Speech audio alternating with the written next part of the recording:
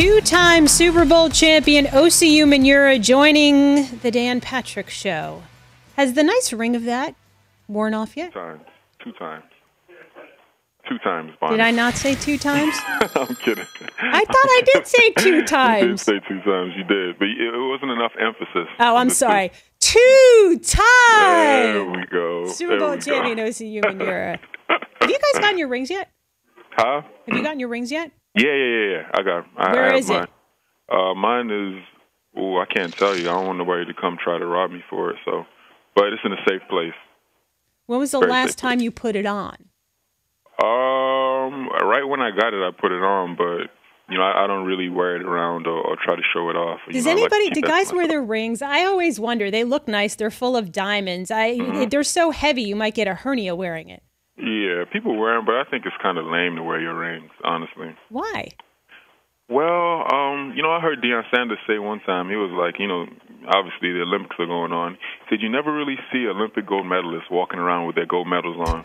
So why would you walk around with your rings? And everybody knows you wearing it. You don't need to show it off like that. Only on special occasions you bring it out. You go back to December 18th. You lose 23-10 at home to the Redskins, who were abysmal last year. You go to 7-7.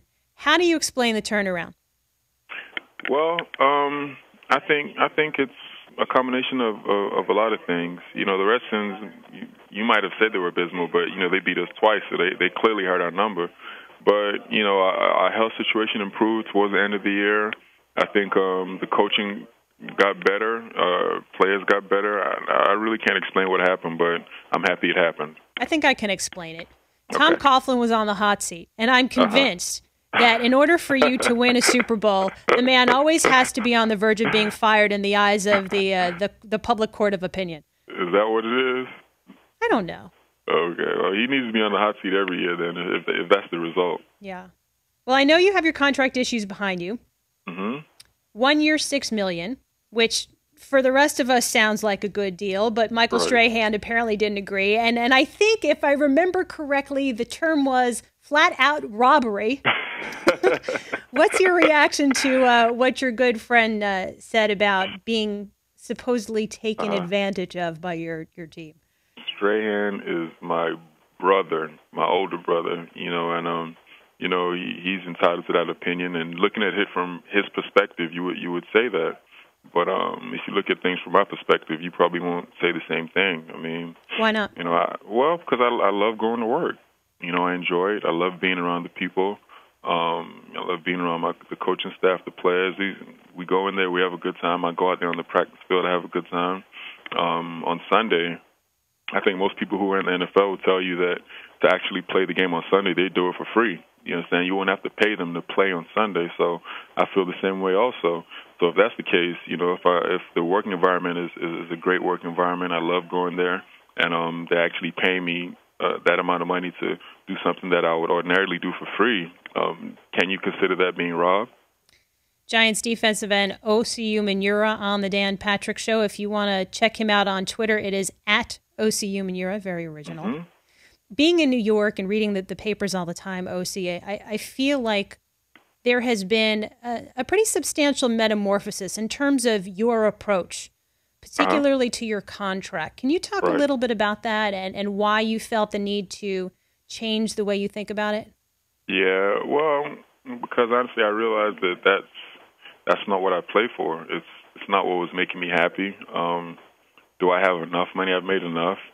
So more wasn't going to make me happy. It's just, I play for something else. And once I came to the understanding of that, then the amount of money no longer became that important. It just became, going out there and doing something that I'm not really going to have an opportunity to do for too much longer. I've been playing 10 years, and it's just fun, man. I love being around my teammates and being there. So I just wanted to come back and enjoy this season and see what happens from here.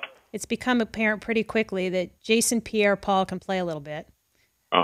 So you've got him getting a substantial amount of playing time, Justin Tuck getting playing time, which means somebody's got to cut back.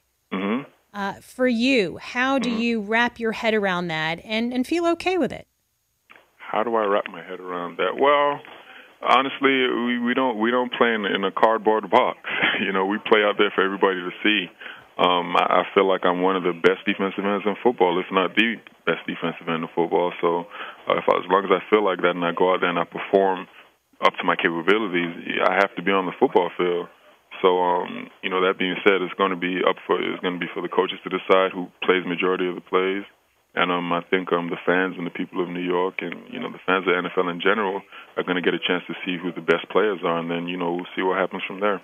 I'd love to get your take on our poll question today. And if you're a current Penn State player, do you stay or do you transfer? Try to put yourself in their shoes. What would you do? Well, it depends. I think that's a tough situation. A lot of the things that a lot of other college athletes on that level are going to get to enjoy and experience, they're not going to be able to enjoy and experience. So they have to decide where their loyalties lie. If they're really Penn State people and they came for the program and they want to pull through it, then they stay. But if they have other things in mind that they want to do, other things that they want to get out of their college football playing experience, then they have to leave. This is going to be difficult for me to answer that question because I'm not in that particular in their shoes, but they're going to have to make those decisions for themselves. That's fair. You went to Troy. You did very well there, but you didn't have the opportunity to have that powerhouse football program experience. Right. So if you are a blue chip recruit who is verbally committed to Penn State, knowing that any school in the country can take you, because what they've said is, even for the schools that have reached their 85 scholarship limit, they can go over to take a Penn State kid. If you had the opportunity to go anywhere, what would you do? If I had the opportunity, if I had already committed to Penn State? You've made a verbal commitment. But you can leave. Wow, man, that's a tough one.